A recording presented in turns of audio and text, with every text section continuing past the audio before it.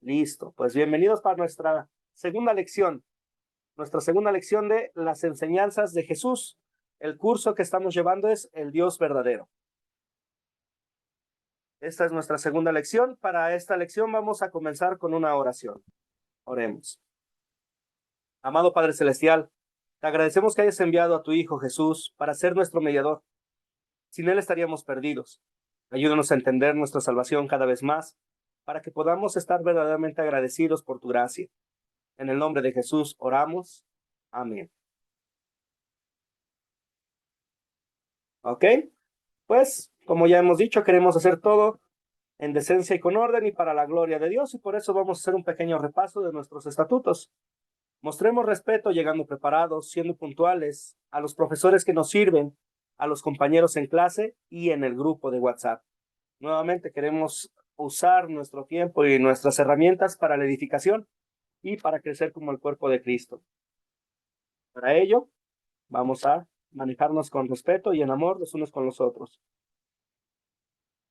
Este curso que estamos llevando es parte del discipulado de Academia Cristo. En total son 13 cursos, 6 cursos de la Biblia, de la serie de 3 de la serie del Antiguo Testamento, 3 de la serie del Nuevo Testamento. Estudiamos las historias bíblicas y vamos perfeccionando el método de las 4C. En 2 cursos, Identificación Espiritual y Legalismo, vemos las diferencias claves entre las diferentes iglesias cristianas. En la serie titulada La Palabra Crece, recibiremos capacitación en hacer discípulos, la multiplicación de discípulos y la multiplicación de iglesias. La serie empieza con el discipulado y continúa con el discipulado 2. Pienso que algunos de ustedes ya han tomado parte de estos cursos, ¿verdad? Si usted es nuevo, no se preocupe, va a tener chance de tomarlos más adelante porque continuamente se están ofreciendo en nuestras clases virtuales. El método de las 4C. Las 4C nos ayuda como una herramienta para compartir el evangelio. La primera C es contar. Contamos la historia. Captar. Decimos algo para llamar la atención que tenga que ver con la historia que vamos a contar. Nos lleva a contar, que es contar la historia.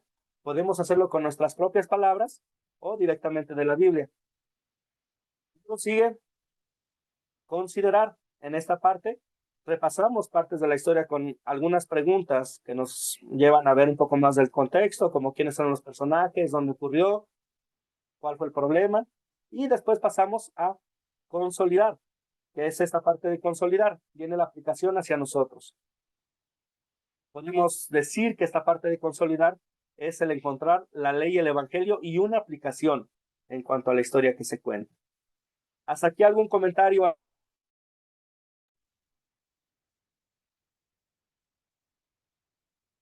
Si no es así, entonces comenzamos. Vamos con las preguntas de repaso. Preguntas de repaso. ¿Qué partes de Juan 11 muestran la humanidad de Jesús? Nos enfocamos en especial en este capítulo. Adelante, Gregorio.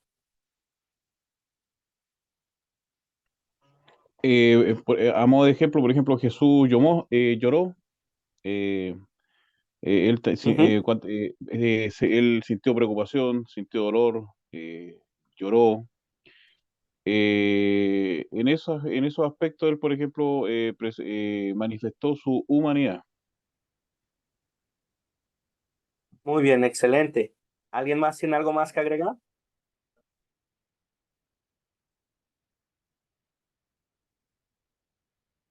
Podemos ver, como bien mencionó Gregorio, en las lágrimas de Jesús vemos la humanidad, también vemos su humanidad en la interacción con otras personas. Él habló con la gente que le rodeaba, como haría cualquier otro humano. Y también él viajaba de lugar a lugar para llevar el evangelio en cuanto a su ministerio en esta tierra. Muy bien. Ahora, en el mismo capítulo 11 de San Juan, ¿qué partes de este capítulo, de este evangelio, nos muestran la divinidad de Jesús?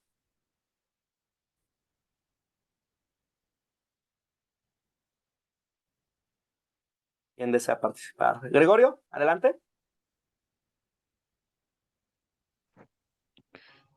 por ejemplo, en la situación cuando él resucita a Lázaro, ya en eso se manifiesta, por ejemplo, Ujú. la divinidad de Jesucristo. Así es, muy bien. Al resucitar a Lázaro. Y vemos también en las palabras que da la hermana de Lázaro cuando dice, yo soy la resurrección y la vida. El que cree en mí, vivirá, aunque muera, y el que vive y cree en mí, nunca morirá. Esta es una promesa que solamente Dios puede dar. Dios solamente puede decir que Él va a dar vida. Nadie más puede hacerlo. Solamente Él es el Señor al cual se somete la muerte y el cual puede prometer algo que no va a cambiar, porque recordemos que uno de los aspectos que tiene Dios es que es inmutable. ¿Qué quiere decir esto? Que no cambie. Muy bien. Hasta aquí vamos bien, ¿verdad? Vamos con la siguiente pregunta entonces. ¿Está bien decir que Dios murió en la cruz?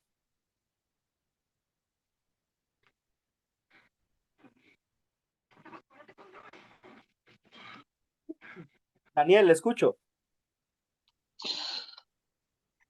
Bueno, creo que esa es una de las preguntas, como decía el hermano en el video, que es difícil de comprender, pero creo que la mejor forma, al menos para poder entender algo de ello, es que su parte humana tuvo que morir, su parte humana, ¿cierto? Porque Dios es espíritu, lo tenemos también presente. Entonces, esa parte humana para mí creo que era la que era sustituida por nosotros. Bien. Esa es una parte interesante, el ver y notar la parte humana de Jesús. Hay una dualidad. Jesús es verdadero hombre y verdadero Dios. ¿Alguien más tiene un comentario en esta pregunta?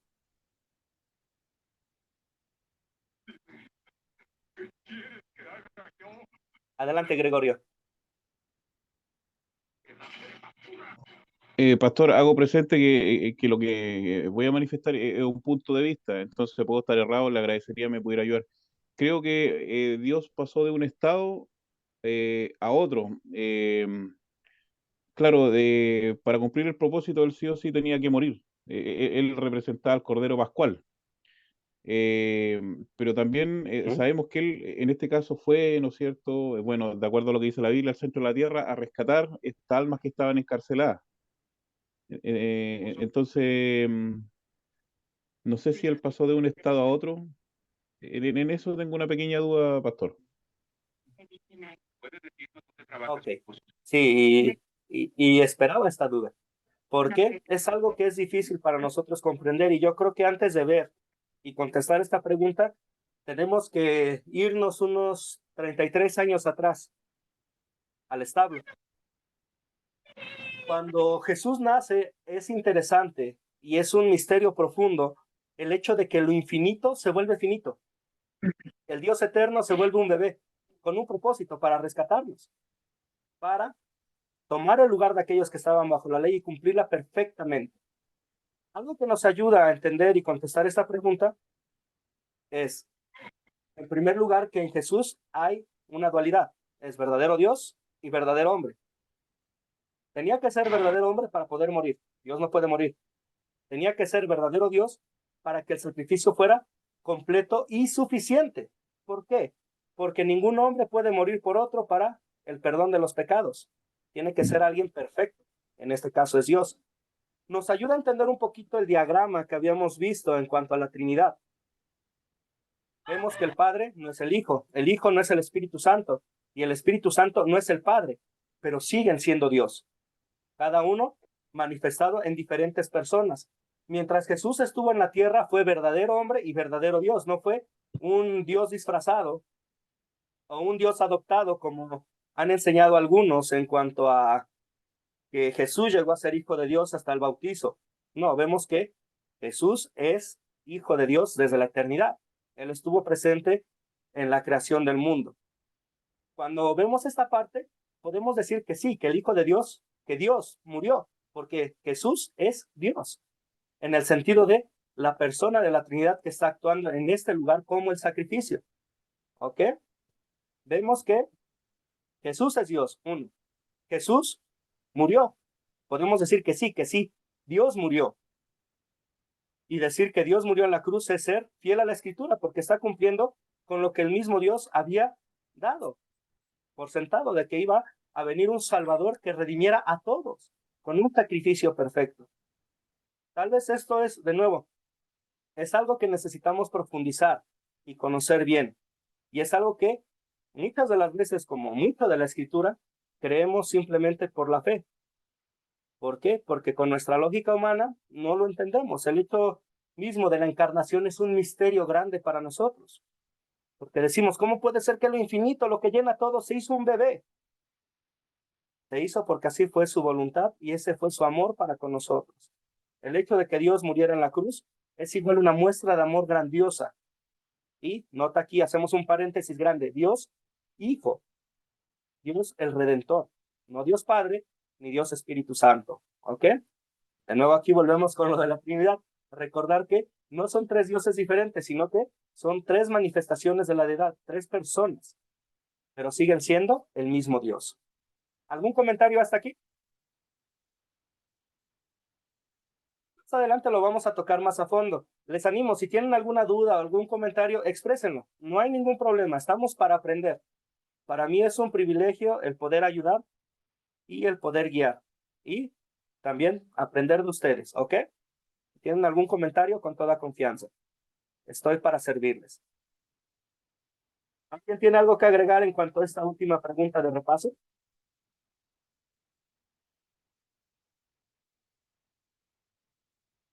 Adelante, Gregorio. Pastor, la lectura del Salmo, Ok, excelente. la lectura del Salmo 49, el versículo 7 al 8 dice que ninguno de ellos podrá de manera alguna redimir al hermano, entendiendo que tenía que ser Dios solamente. Así es. Solo Dios. De hecho, Hebreos nos dice que los sacrificios, lo voy a parafrasear porque no recuerdo ahorita exactamente la cita, pero dice que Dios le preparó un cuerpo porque los sacrificios y los holocaustos no fueron suficientes para redimir. Recordemos, en el Antiguo Testamento, ¿cuántas veces hacían sacrificios al día? No era solamente una vez a la semana, eran todos los días, en la mañana y en la noche, por el perdón de pecados. A pesar de que se presentaban estos animales, no cubrían la magnitud del pecado, no cubrían la totalidad de los pecados que estaban por venir. Pero el sacrificio de Cristo es suficiente. La Escritura nos dice que Jesús fue entregado una sola vez y para siempre. Ya no hay más sacrificios. ¿Ok? Muy bien. ¿Algún otro comentario? Gracias por sus aportes, Gregorio. ¿Algún otro comentario o algo que quieran agregar? Ok. Entonces vamos a la lección 2. La lección para este día. En nuestra lección 2 nos vamos a enfocar en la segunda persona de la Trinidad, en el Hijo, en el Redentor, en Jesús. Toda la Biblia es lo que llamamos cristocéntrica. ¿Qué es esto? Este término significa que toda la Biblia apunta y se trata solamente de Cristo. 5 gotitas del...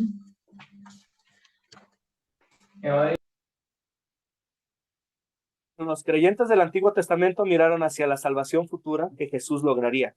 Nosotros, en la era del Nuevo Testamento, miramos hacia el pasado, a la salvación que Jesús logró y que fue suficiente, como ya dije hace un momento, una vez y para siempre.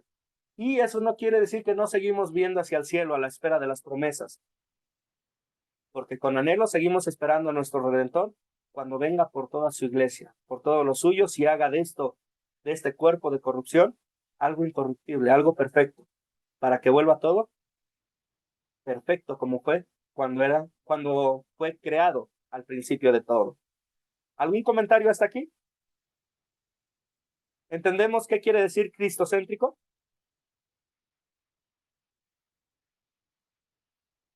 ¿Quién me recuerda qué es cristocéntrico? Que Jesús es el centro de toda la Sagrada Escritura, o sea, y que todo apunta hacia Él, hacia Jesús. Así es. ¿Gregorio? Sí, era eso, pastor, que el centro es Jesús, el centro de todo es Jesús. El centro de todo es Jesús. Él es la piedra angular La Biblia habla enteramente de Jesús, de la promesa de lo que Dios va a hacer con el Salvador. Desde Génesis 3:15, cuando da la promesa del Salvador que conocemos como el protoevangelio, hasta el último capítulo de Apocalipsis. Y esto de que la Biblia es cristocéntrica también lo aplicamos en nuestros servicios y cultos de adoración y vida cristiana. Cristo es el centro. Fuera de él no hay nada. Nuestros servicios de adoración están enfocados en la obra de Cristo. En el servicio de adoración nos olvidamos del yo y nos enfocamos en él, en lo que Dios ha hecho por nosotros. ¿Ok? Muy bien. Pues, como mencioné, vamos a hablar de Jesús. Ya que Cristo es la figura histórica más importante de la Biblia, vamos a pasar algunas lecciones examinándolo a él y su obra a detalle. Jesús es el fundamento en el cual todo está construido. En Mateo capítulo 16, Pedro confesó esta verdad fundamental y le dijo a Jesús: tú eres el Cristo, el Hijo del Dios viviente. Entonces Jesús le dijo: bienaventurado eres, Simón, hijo de Jonás, porque no te lo reveló ningún mortal, sino mi Padre que está en los cielos. Y yo te digo que tú eres Pedro, y sobre esta roca edificaré mi iglesia, y las puertas del Hades no podrán vencerla. Cuando vemos este versículo, Jesús no estaba poniendo a Pedro como el Papa al decir esta declaración, sino que estaba hablando de la verdad fundamental que Pedro acababa de confesar. No sé si a ustedes les ha pasado a veces que al platicar con alguien dice: no, es que la verdadera iglesia, la única iglesia de Cristo es la iglesia católica, porque Jesús la fundó en la confesión de Pedro, perdón, no en la confesión. La verdad es que, adelante Daniel.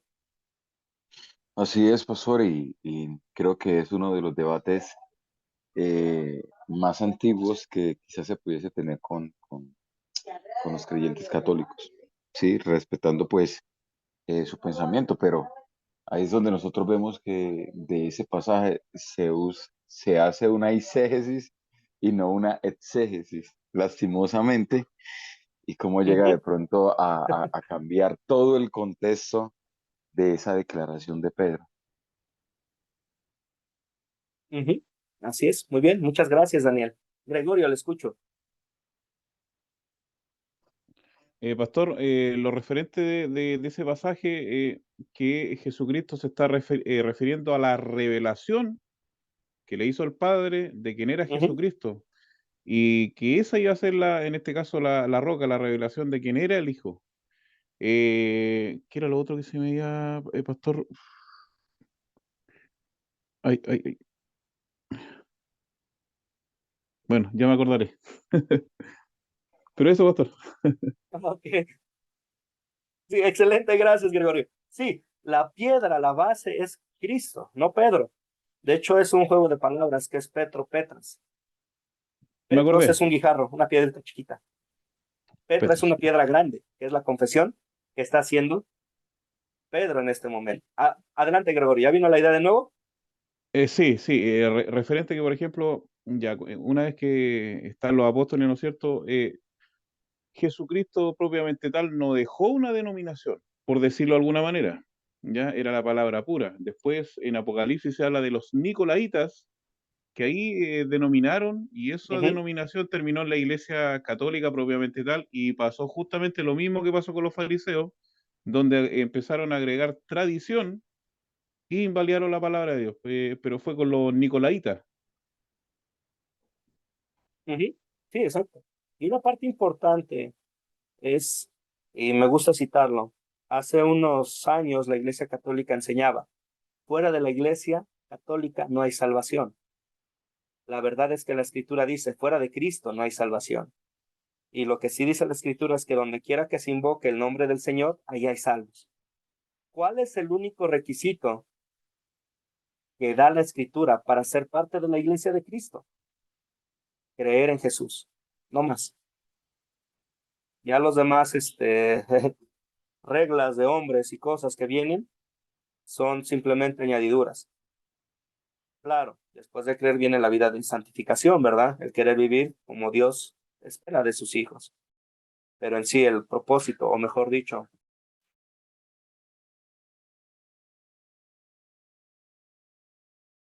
la parte del Se me fue la idea, perdón. La parte importante y central del Evangelio es Cristo. Fuera de él es de donde no hay salvación. Todo apunta hacia él. Las personas del Antiguo Testamento creyeron en la promesa, en la espera de. Nosotros que vivimos en el Nuevo Testamento hemos visto el cumplimiento, lo conocemos y confiamos plenamente en ello y sabemos que nuestra fe no será defraudada en el día final si está en Jesús. ¿Ok? ¿Comentarios hasta aquí? No hay comentarios, entonces continuamos. Egberto, dígame usted. En Primera de Pedro también está registrando, ¿no es cierto?, en Hechos, si es que me puede explicar, ¿no es cierto?, cuando la piedra que fue desechada por los edificadores así ha pasado a ser cabeza del ángulo, y todo aquel que esa piedra cayere por él será desmenuzado y será destrozado. A eso se estaba refiriendo a Jesús, ¿no? Cuando dijo, Sí. que la piedra angular era Jesucristo, la piedra que los edificadores desecharon ha venido a ser cabeza del ángulo, y todo aquel que en él cae será desmenuzado, dice. Ahí se estaba refiriendo a Jesús, ¿no? Así es. Muy bien. Muy buena observación, Egberto. Sí, y de hecho podemos complementar este versículo con el primer capítulo de San Juan, cuando dice que a los suyos vino y los suyos no les recibieron. ¿Quiénes deberían de haber sido los edificadores, los responsables para ver al Mesías y gozarse en su día? Los líderes espirituales en el tiempo de Jesús en Israel. ¿Cuál fue la reacción de muchos de ellos? Lo llegaron a ver como un enemigo y vemos hasta dónde llega este ver como un enemigo que planea su muerte. ¿Qué? Daniel, le escucho. Pastor, y creo que Ok. de pronto ese rechazo quizás de no solo pues en la parte religiosa de desenmascarar las obras de los fariseos, eh, sino también de pronto el rechazo del pueblo porque siempre lo esperaron al Señor Jesús eh, como la persona que iba a quitar la carga y el yugo de los romanos al pueblo de Israel, ¿no? Esperaban un Mesías guerrero, un Mesías que viniera y les restaurara los buenos tiempos de Salomón y de David. Y cuando escuchan a este Mesías que viene llamando al arrepentimiento, dicen, este Mesías no nos sirve. Y hoy en día es lo mismo. Muchos siguen buscando a un Mesías que llene el vientre, que complazca con riquezas, pero se olvidan de que este Mesías, su reino es un reino eterno, un reino espiritual, un reino en el cual necesitamos, para poder ser parte de él, vaciarnos de nosotros mismos, reconocer nuestro pecado y confesarle solamente a él como nuestro Salvador. Telmo, le escucho. Pastor, en el verso que expresa a los suyos vino, está refiriéndose en específico al pueblo judío. Sí, a los suyos vino. ¿Y cuál fue la reacción de los que deberían de haber estado en la primera fila esperando al Mesías? No lo hicieron. Lo podemos ver en la historia de los sabios que vienen a adorar al niño Jesús. No, el pueblo no estaba preparado para recibir al Mesías, ni siquiera lo esperaban. Los sabios venían buscando, venían siguiendo la señal de la estrella. Cuando los sabios dicen, venimos buscando al rey de los judíos, ¿cuál es la reacción de la gente? Tienen miedo porque Herodes sabían cómo era. Sabía lo que iba a pasar con el pueblo. Vemos que incluso hasta que mandan a traer a la gente del pueblo es que recuerdan la profecía de dónde iban a ser el Mesías. Y vemos la reacción del mismo Herodes, ¿verdad? Cuando se entera que los sabios se fueron por otro camino, ¿qué decide hacer con los niños en Jerusalén? En Belén los mandan a matar. ¿Okay? Muy bien, excelente participación, muchas gracias. Les animo a que continuemos así. Vamos a continuar entonces con la siguiente parte. La llegada de Jesús en Navidad fue el punto de división en la historia. Incluso la forma secular de contar los años en la sociedad occidental utiliza la fecha aproximada del nacimiento de Jesús como un punto de partida. Contamos años antes de Cristo y después de Cristo. Jesús es nuestra esperanza eterna, como confiesa Mateo capítulo 1, versículo 21, que dice, que María tendría un hijo, a quien le pondría por nombre Jesús, porque él salvaría a su pueblo de los pecados. ¿Hasta ahí algún comentario, alguna duda? ¿O algo que agregar? Entonces vamos con nuestras preguntas de esta lección. La primera pregunta es muy sencilla y a la vez profunda. ¿Por qué necesitamos un Salvador?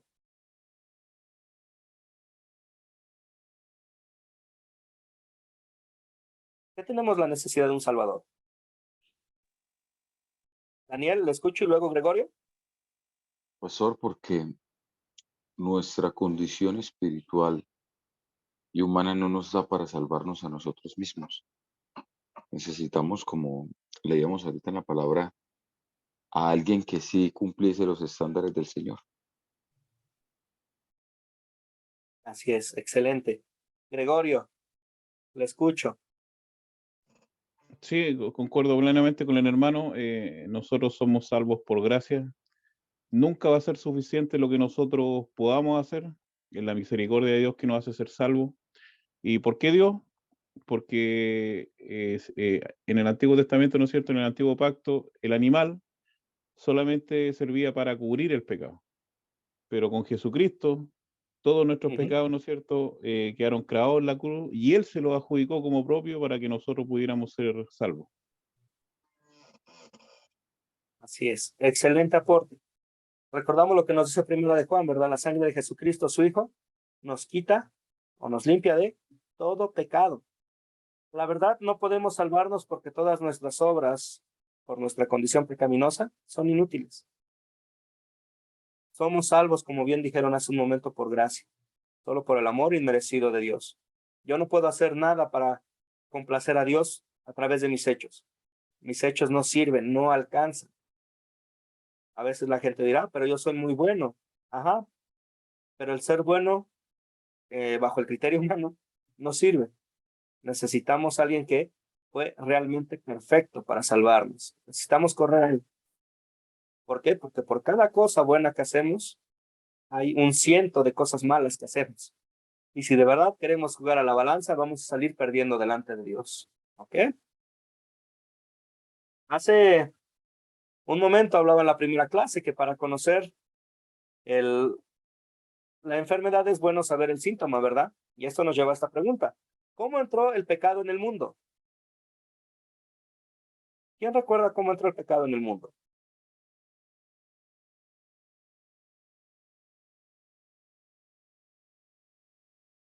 Adelante, Gina. A través de un hombre. Muy bien. ¿Quién era este hombre? Adán. Muy bien, a través de un hombre de Adán. Jorge, le escucho.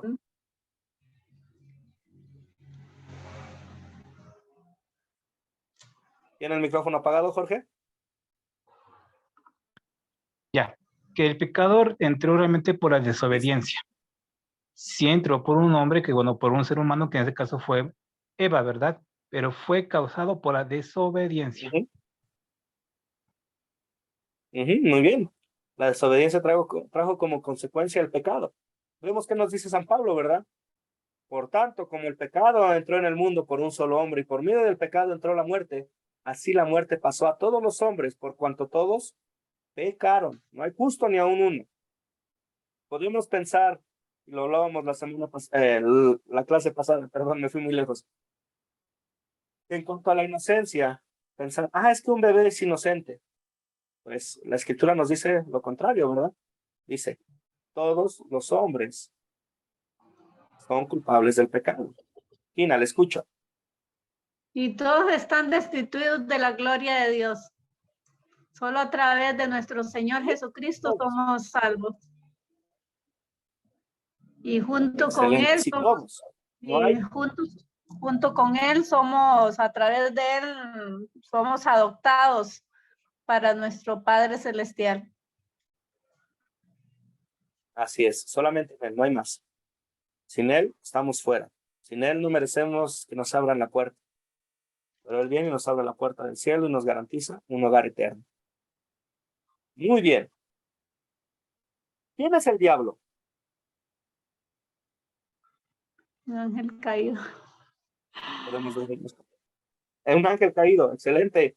Daniel Rosas, le escucho. Pastor, ahorita precisamente mientras la hermana leía y el otro hermano aportaba también, antes del pecado, no sé si estoy en lo correcto, estaba la maldad. Como dice en Ezequiel 28, y perfecto eras en todos tus caminos desde el día que fuiste creado hasta que se halló en ti maldad. Luzbel, ¿sí? Dice la palabra que este ser era el querubín protector. Algunos desde la parte teológica y bueno, estudiadores de la palabra, algunos creen que era el querubín protector de Cristo. Estoy aquí pues diciendo algo de lo que ellos han dicho. Y de alguna otra manera su enojo contra la humanidad y la forma de hacer que la creación de Cristo se rebelase contra él. Muy bien, sí. Y podemos ver pasajes de las Escrituras que nos dice quién es el diablo. Daniel tiene la mano levantada. ¿Tiene algo que agregar? No, perdón, pastor, la voy a bajar ya. Listo. Jorge, le escucho.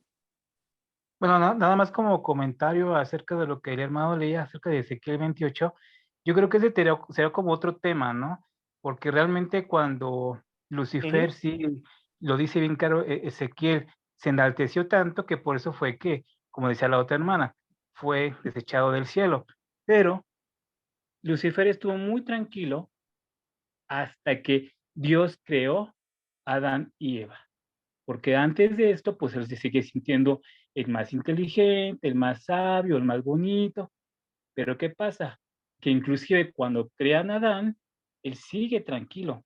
Pero una vez que vio que Dios creó a la mujer, entonces ya vino su furia y entonces yo tuvo como que esa competencia de decir, no puedo competir contra esa creación, ¿verdad? Porque él era hombre, ¿no? Entonces es cuando entonces él va y ataca a Eva. Y es cuando comienza su celo realmente de Lucifer, fue contra la humanidad y contra la creación de la mujer, pero yo creo que eso ya será como otro tema, no en este tema, ¿no? Sí, y de hecho podemos ver que en cuanto al celo fue por la creación perfecta que Dios había hecho. Si notamos algo, hasta antes de la tentación, la Escritura nos dice que cuando Dios vio todo, lo vio que era perfecto. Ya después de la caída, viene la imperfección, viene el pecado. Y sí, sería un tema para profundizar más adelante. De nuevo, hay varias partes en el estudio que necesitarían una parte en especial para estudiar. ¿Ok? Vamos a leer los versículos. Jorge, tiene la mano levantada. ¿Tiene algún otro comentario? Ok, listo. Vamos a ver los versículos que nos ayudan a ver quién es el diablo. Segunda de Pedro, ¿quién la escuchó? ¿Tiene el micrófono apagado? También hay que tomar en cuenta que nuestro Dios nos hizo así por encima de los ángeles, que somos especiales para Él. Sí, nos hizo imagen y semejanza de él, perfectos. Pero después de la caída eso se perdió. Lamentablemente lo perfecto se perdió. Okay, Egberto. Una consulta, profesor, que me viene en este momento a la memoria, ¿no es cierto? Dice, habla, ¿no es cierto?, que el hombre fue el que desobedeció a Jesús, pero si vemos, ¿no es cierto?, la historia, Eva fue primero la que fue tentada por el diablo y sin embargo no le hacen tanto hincapié, sino que le acusan directamente al hombre que fue que desobedeció. ¿Por qué será eso, profesor? No le ponen como protagonista. Rápido. Pues sí. Comentario Porque rápido. Cuando usamos hombre se refiere al género humano. Se refiere al género humano. Encierra hombre y mujer. En el hebreo, la palabra Para hombre es ish. Para mujer no hay una palabra, simplemente es isha.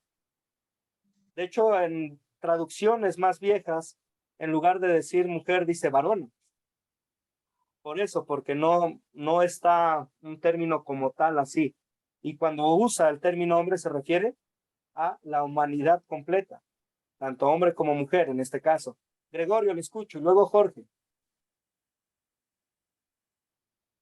Pastor, mire, había en algunos minutos se me enseñó de que Eva fue engañada, pero Adán sí tenía conocimiento de lo que ya estaba haciendo. Es muy probable que él sabía lo que iba a pasar con Eva, y a lo mejor esto fue un gesto de amor, de querer comer el fruto, ¿no es cierto? Porque sabiendo que su ayuda idónea iba a perecer. Pero ese es un punto de vista que me enseñaron, pastor.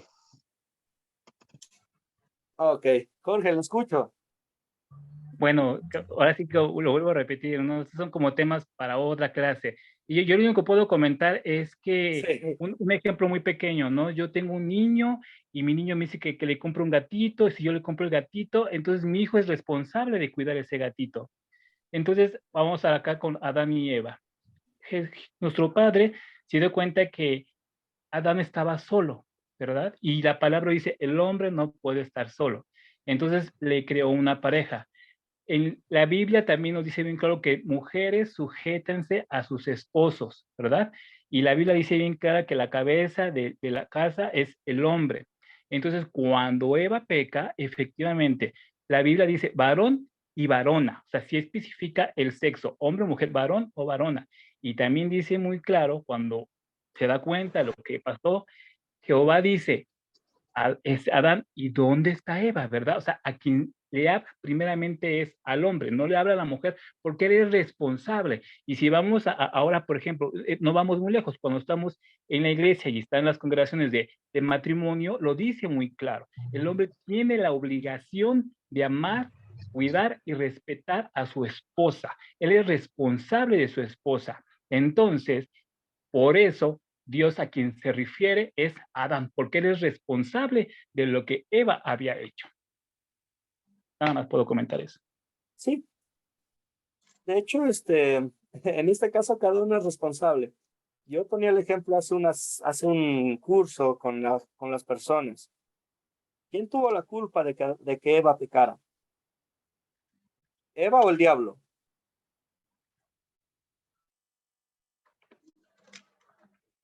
Adán, tiene que cuidar a su mujer. Sí, pero de nuevo aquí la culpa es cada uno. Cada uno es Eva, culpable de manera personal. Y ahorita vamos con Adán. Vamos pasito a pasito. Supongamos, Jorge, yo le digo, vámonos de fiesta, Jorge, no avisamos y nos desaparecemos una semana. Llegamos a casa y me regaña mi esposa. Dice, ¿dónde estabas? ¿Por qué no me avisaste? ¿Quién tuvo la culpa de que me fuera de fiesta sin avisar? tuya. Yo. Es como le decía hace un momento, la desobediencia, No. la desobediencia. La desobediencia. Cada uno fue responsable. A la verdad tienen un muy buen punto. Adán debió de haber dicho, no, hiciste esto, arrepiéntete. Está mal. Pecaste, desobedeciste a Dios. Como bien mencionaron, como cabeza, como punta de lanza. Eso hubiera sido una muestra de amor hacia su esposo y hacia su Dios. Pero ¿cuál es la primera reacción que hace Adán? Cuando lo confronta a Dios, dice, pues la mujer que tú me diste. No es importante, ahí no solamente le está echando la culpa a la mujer, le está echando la culpa a Dios. Tú me la diste, mira lo que hizo. Es una cadenita. Los pecados son una cadena, una mentira lleva una acción lleva a muchos problemas. Y en este caso ambos son culpables. ¿Sí? No sé si eso ayuda un poquito.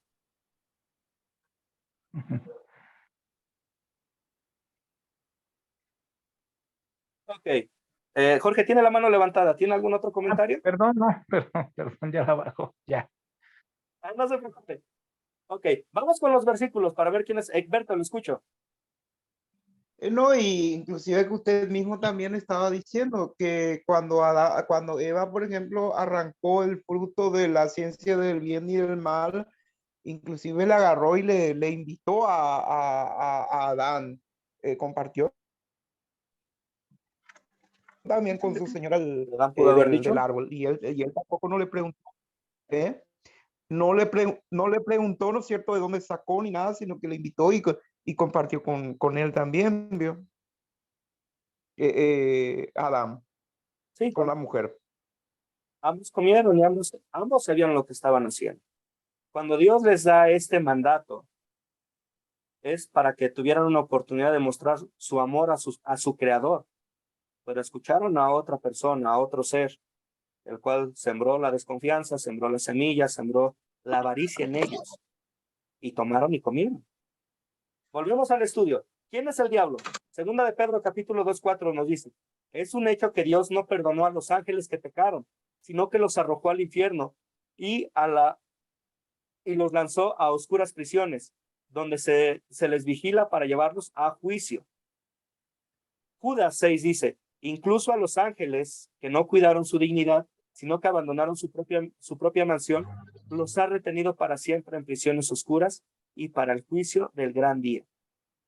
Notamos que es claramente lo que nos dice la escritura, ¿verdad? ¿Quién es el diablo? Mateo 25:41 dice: entonces dirán también a los de la izquierda, perdón. Apártense de mí, malditos. Vayan al fuego eterno preparado para el diablo y sus ángeles.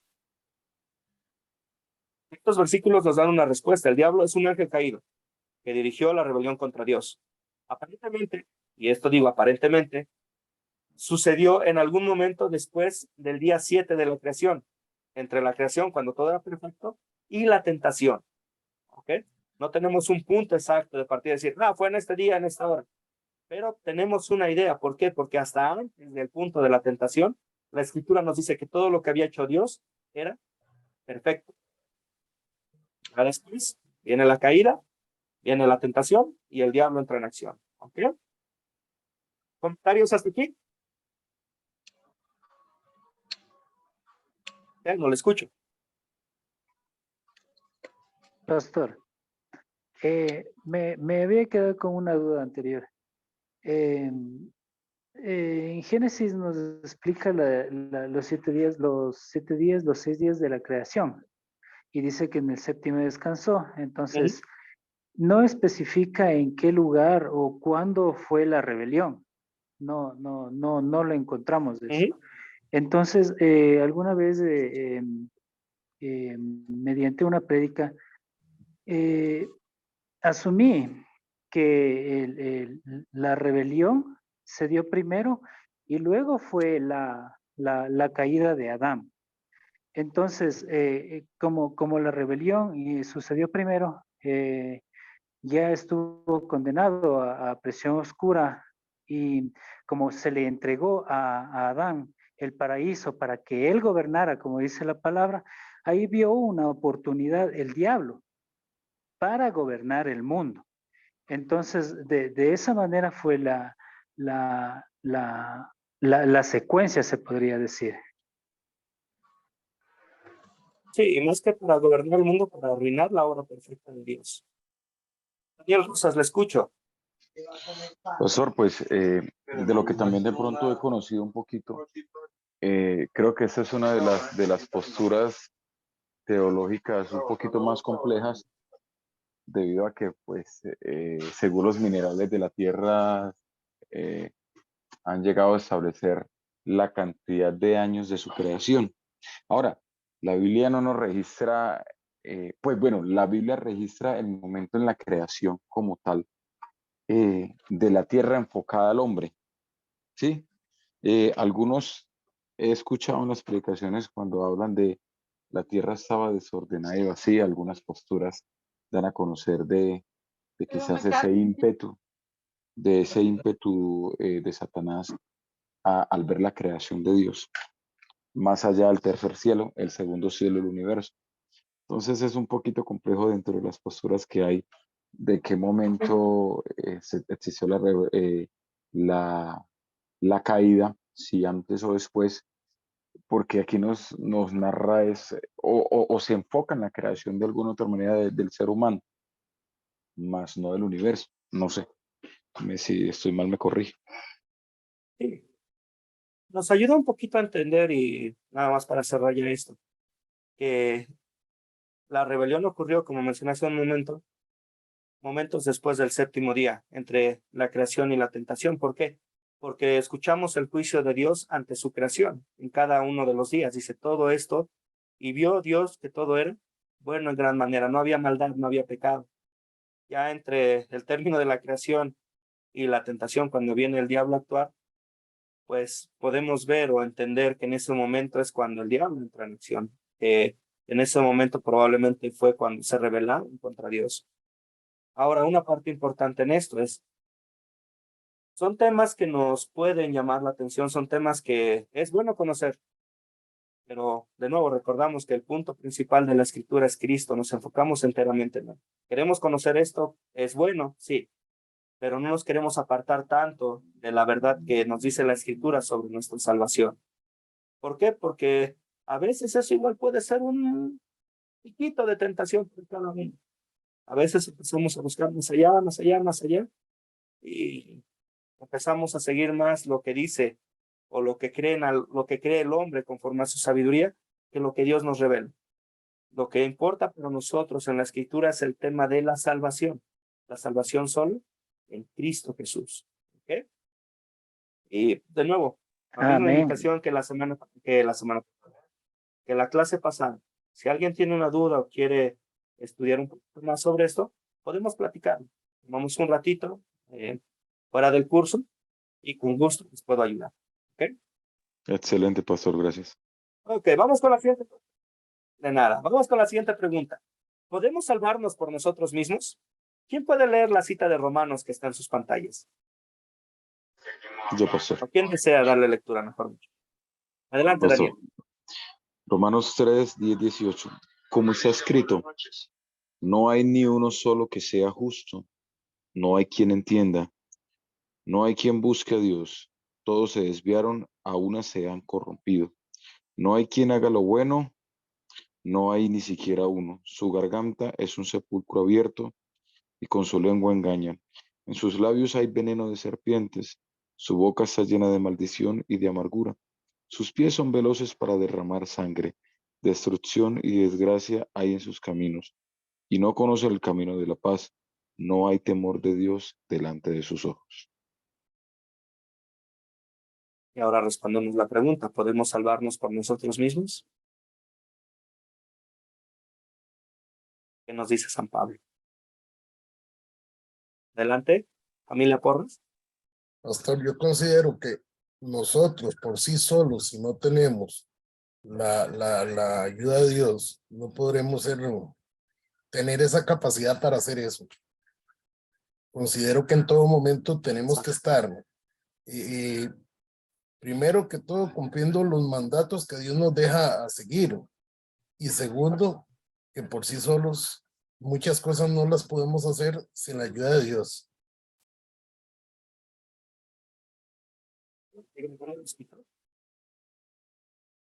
Gracias, familia Porras.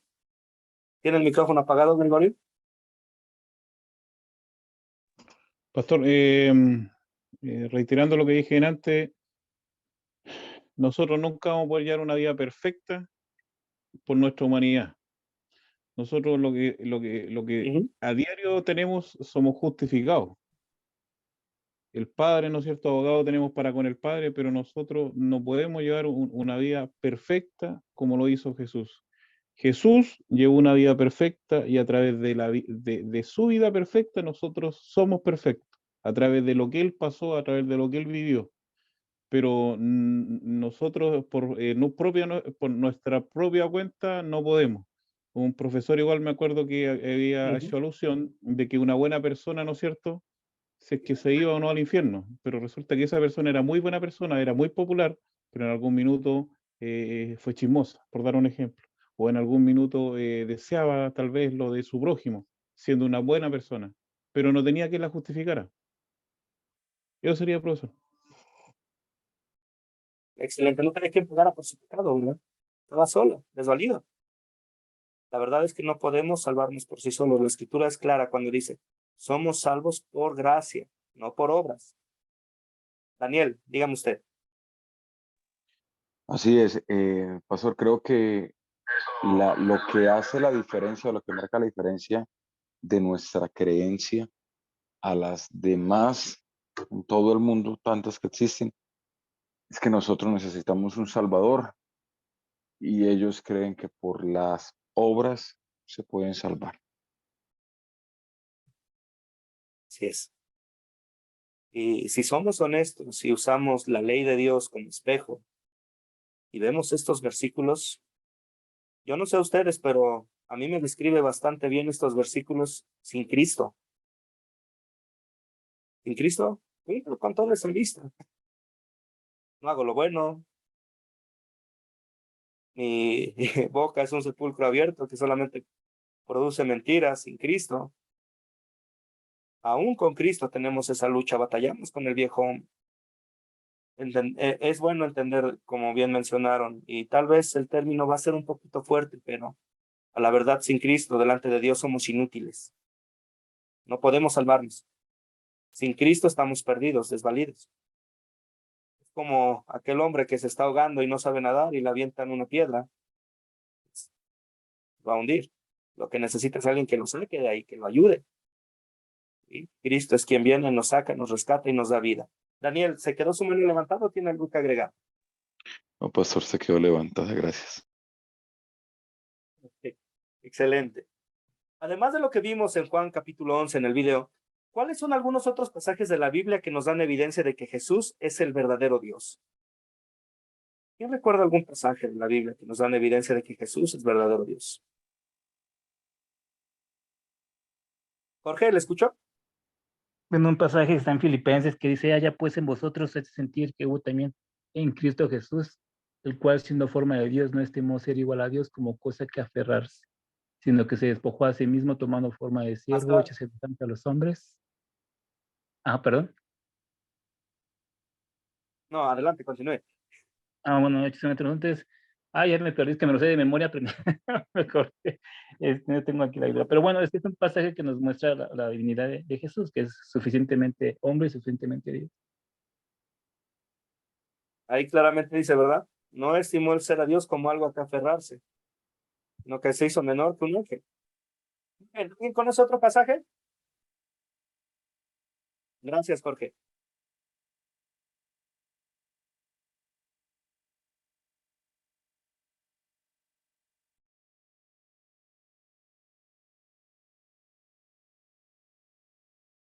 Adelante, Gregorio, dígame usted.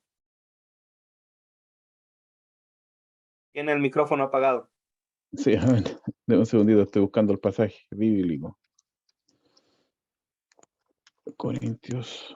1 Corintios 8.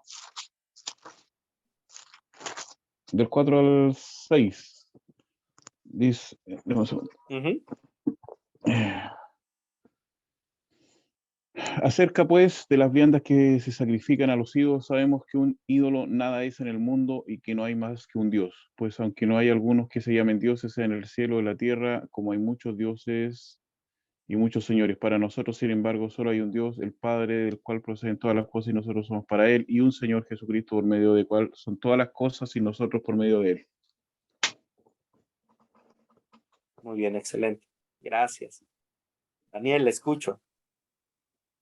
Primera de Juan 5:20, pero sabemos que el Hijo de Dios ha venido y nos ha dado entendimiento para conocer al que es verdadero. Y estamos en el verdadero, en su Hijo Jesucristo. Este es el verdadero Dios y la vida eterna. Así es. Muy bien, muchas gracias. ¿Alguien conoce algún otro que quiera agregar?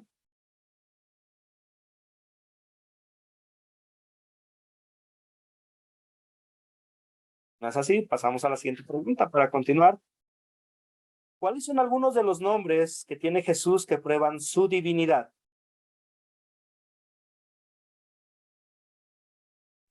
¿Puedo, profesor? Gregorio, Emanuel. adelante. Emanuel, ¿qué quiere decir? Sí, Emanuel, Dios con nosotros. Dios con nosotros, Emanuel. Muy bien. ¿Algún otro?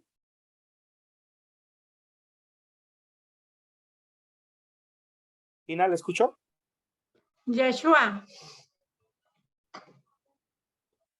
Yeshua Salvador. Muy bien. ¿Algún otro?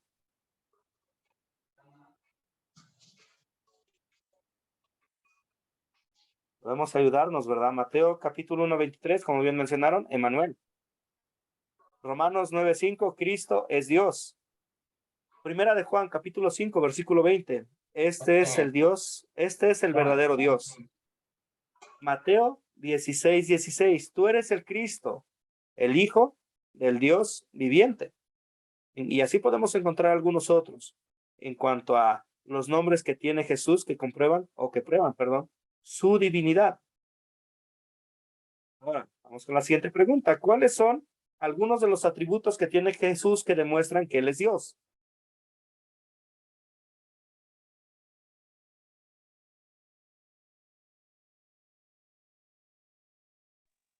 ¿Cuáles son La algunos de los atributos que resurrección. demuestran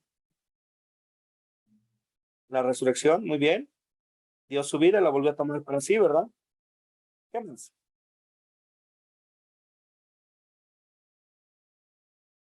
¿Cuál otro?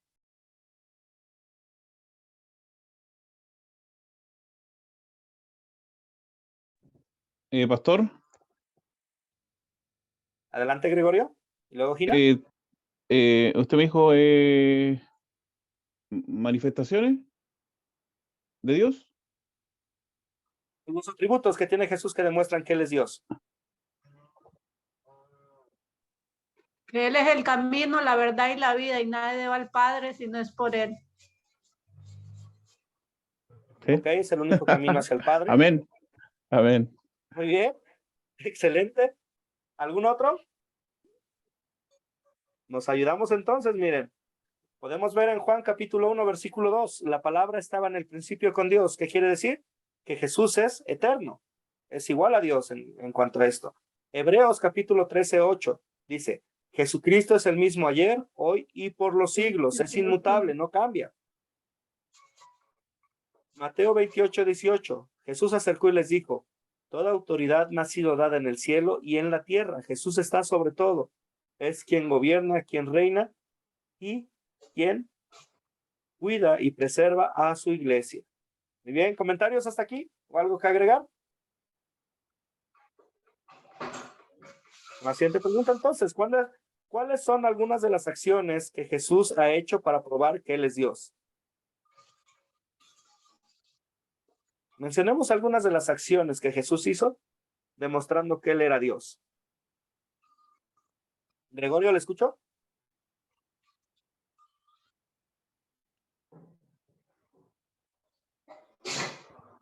El cumplimiento de las profecías de su venida, en la simplicidad que se menciona en la Cumplimiento Biblia, de la resurrección igual. Regularmente, Muy el bien, cumplimiento excelente. de las profecías, pastor. Excelente, el cumplimiento de las profecías. Jorge, le escucho. Bueno, que Jesús hizo un montón de milagros, o sea, simplemente la resurrección de Lázaro, los ciegos, los inválidos, o sea, montón de pruebas que demuestran que Él era Dios. Sí, es muchos milagros. Son la prueba de que Jesús es Dios. Gregorio, adelante, veo que tiene la mano levantada. Allá abajo, ok. Vemos lo que nos dice San Juan, ¿verdad?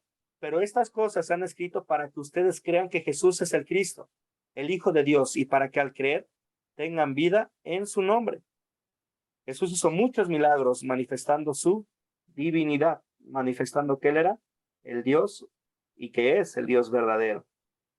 Ok, además de lo que vimos en Juan capítulo 11 en el video, ¿cuáles son algunos otros pasajes de la Biblia que nos dan evidencia de que Jesús es el verdadero hombre?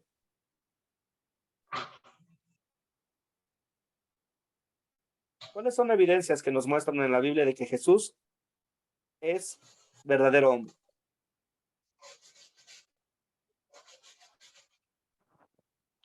Su nacimiento, pastor, a través de María. Su nacimiento. Sí, me Muy parece bien, que a través de sale María. algo de la Excelente. raíz de David. Del linaje, ¿verdad, de David? Cumplimiento. Muy bien. ¿Qué más? Ina, le escucho. Cuando fue tentado por Satanás. cuando fue tentado por Satanás, sintió hambre y el enemigo dio la oportunidad para hacer caer al Señor, ¿verdad? Vino a tentarle diciéndole, si eres de verdad el Hijo de Dios, dile a estas piedras que se conviertan en pan y come. Y ahí Jesús nos muestra por qué es nuestro campeón, ¿verdad? Excelente, muy bien. ¿Alguna otra? Sí, pastor, pues una de las que mostraba el Adelante. video, creo que es cuando llevan al Señor Jesús al templo para ser presentado y el Espíritu Santo le da la indicación a Simeón para mostrarles también que ese era el que iba a venir. Y vemos ahí una parte importante, ¿verdad? Era verdadero hombre porque fue a cumplir con el sacrificio de expiación y con la purificación también que llevó a cabo María en el templo. Muy bien, ¿cuál otro?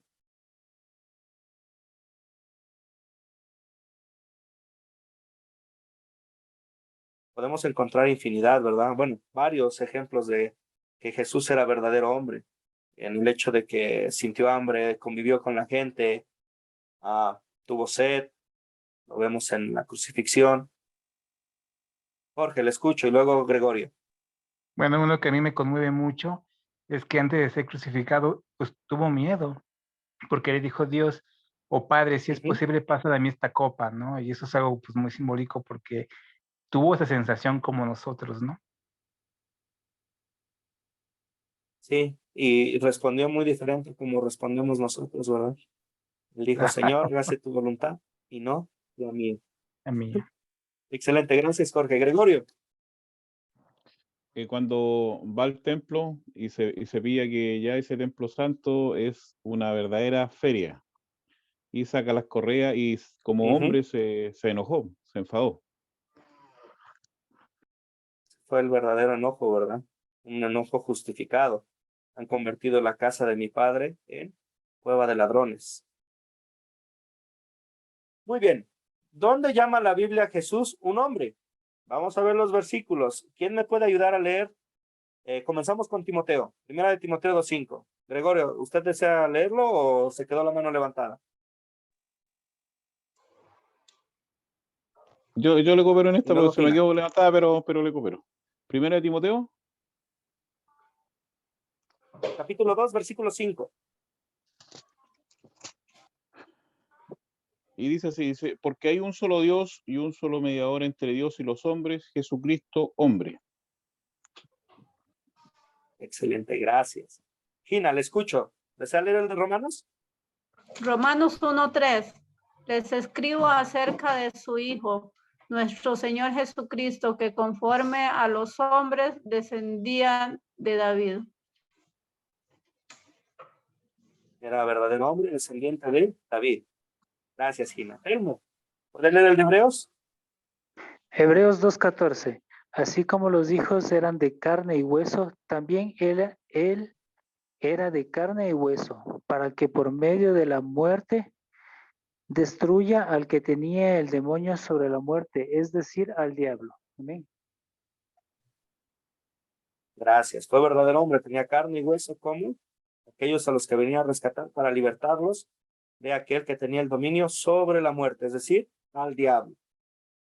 Muy bien. ¿Qué evidencias bíblicas tenemos de que el cuerpo de Jesús es real? No encontramos evidencias bíblicas de que el cuerpo de Jesús es real. ¿Alguna cita o alguna parte de la vida de Jesús que nos demuestra esto? Gina, ¿le escuchó? ¿Qué evidencias bíblicas tenemos que Jesús es real? El cuerpo de Jesús es real. Que cuando él fue crucificado, que de él salía sangre, salía sudor. Bien, excelente, gracias.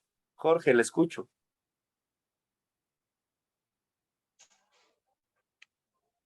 ¿El micrófono apagado? Bueno, el que cuando el apóstol no quiera creer y Jesús le dice, mete los dedos aquí, ¿no? Le enseñó los hoyos de su mano y le enseñó Esa es la mayor evidencia, bueno, una gran evidencia de que Jesús era hombre. Y le dice, no seas incrédulo, sino cree. Tomás, mete tu mano en mi costado, mete tu dedo en mis llagas. Podemos encontrar algunas citas, ¿verdad? Por ejemplo, en Gálatas capítulo 4, versículo 4, nos dice que Jesús nació de una mujer. Lucas 2:40 nos dice que Jesús creció y se fortaleció. Hebreos 2:14 nos dice que también él era de carne. ¿Okay? ¿Alguna duda o comentario hasta aquí?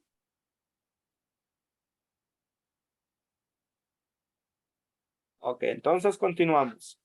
¿Qué cosas humanas normales hizo Jesús? ¿Quién recuerda algunas de las cosas humanas normales que hizo Jesús? Daniel, ¿le escucho? El hecho de compartir, por ejemplo, la comida de los panes y los peces, quizás compartir con todo el pueblo. Conmigo, ¿verdad? Con la gente. Muy bien. Gina, ¿le escuchó? Cuando él compartía en la mesa y les daba el pan a cada uno de sus apóstoles y el vino. Muy bien. Compartió la Pascua con ellos. ¿Alguien más?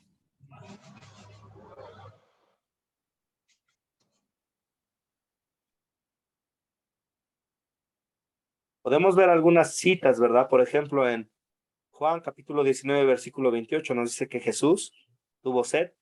Marcos capítulo 4, versículo 38 nos dice que Jesús durmió. Mateo capítulo 4, versículo 2 nos dice que tuvo hambre. Juan capítulo 4, versículo 6 nos dice que se cansó. Vemos estas cosas normales, humanas que hizo Jesús. ¿Okay? ¿Por qué Dios verdadero y hombre verdadero? Gina, le escucho. Y él también se enojó cuando estaban haciendo ventas, que agarraron el templo de Dios para hacer ventas. Entonces también enojarse también es de humanos. Y en este caso fue un enojo más que humano, fue el enojo de Dios ahí actuando, de ver cómo habían convertido el templo, que era un lugar de oración, y en especial en esta parte donde fue la limpieza, que fue en el área de los gentiles, lo habían convertido en un mercado con animales. Ciertamente la situación espiritual apestaba ahí por esa actitud que habían tomado. Muy bien, vamos a leer los siguientes versículos para ver por qué Dios verdadero y hombre verdadero. ¿Quién desearía apoyarme leyendo Gálatas capítulo 4, versículos 4 al 5?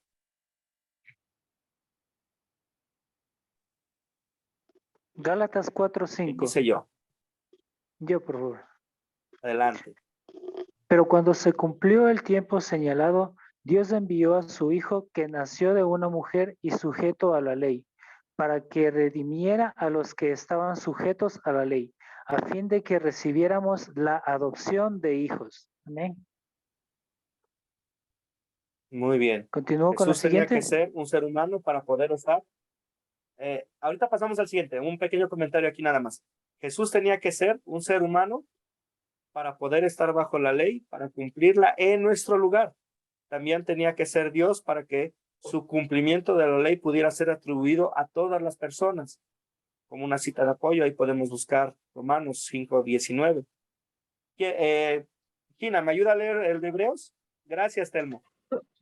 Hebreos 2:14. Así como los hijos eran de carne y hueso, también él era de carne y hueso, para que por medio de la muerte destruyera al que tenía el dominio sobre la muerte, es decir, al diablo. Jesús tuvo que ser humano para ser nuestro sustituto y poder morir por nosotros. Ahora viene una parte importante, porque tenía que ser Dios. ¿Quién me ayuda a leer el Salmo 49, versículos 7 al 8? De hecho, ya hicimos mención sobre esto al comienzo de la clase, pero podemos repasarlo. ¿Quién desea leer esta sección? Amén. Dicen, ninguno de ellos puede Adelante. salvar a su hermano, ni dar nada a Dios a cambio de su vida. El rescate de una vida tiene un alto precio y ningún dinero será jamás suficiente. Jesús tenía que ser verdadero Dios para que su trabajo contara para todas las personas. Una simple persona no puede morir por los pecados de todos. Una simple persona no puede entregarse para expiarnos. Necesitaba ser alguien perfecto, santo, justo, alguien que cumpliera con las demandas de Dios. ¿Y quién es el único que puede cumplir con esas demandas? Dios mismo. ¿Algún comentario hasta aquí o duda?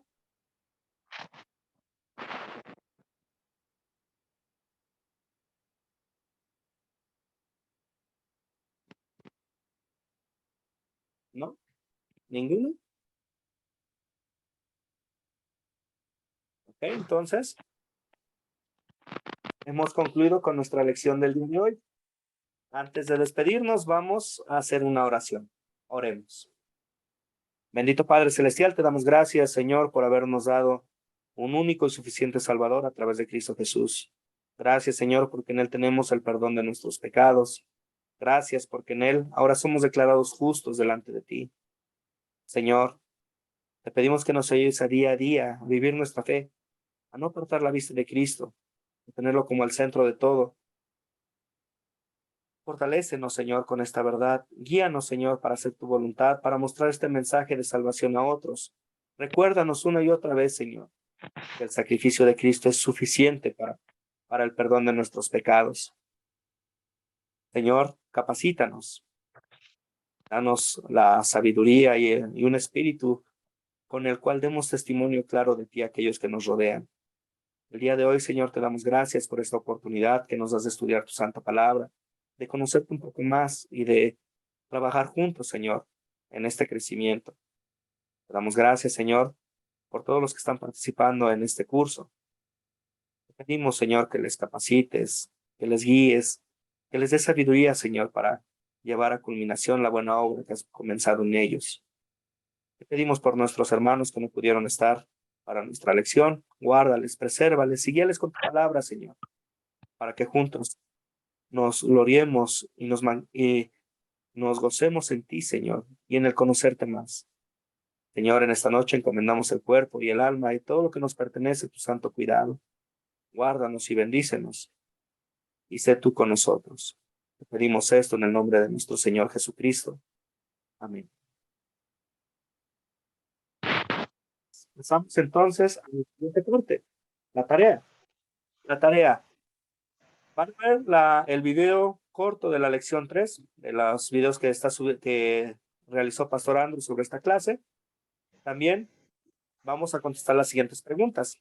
¿Qué versículos de la Biblia se usaron en el video para mostrar que los humanos no podemos salvarnos a nosotros mismos? ¿Qué hizo Jesús para nuestra salvación en su muerte? ¿Qué logró Jesús para nuestra salvación en su vida? Y leer todo el capítulo 2 de Efesios. En un momento más les compartiré tanto el enlace para el video que se queda de tarea como estas preguntas. Y de igual manera el enlace nuestra lección grabada. ¿Ok? ¿Algún comentario hasta aquí? ¿Alguna duda?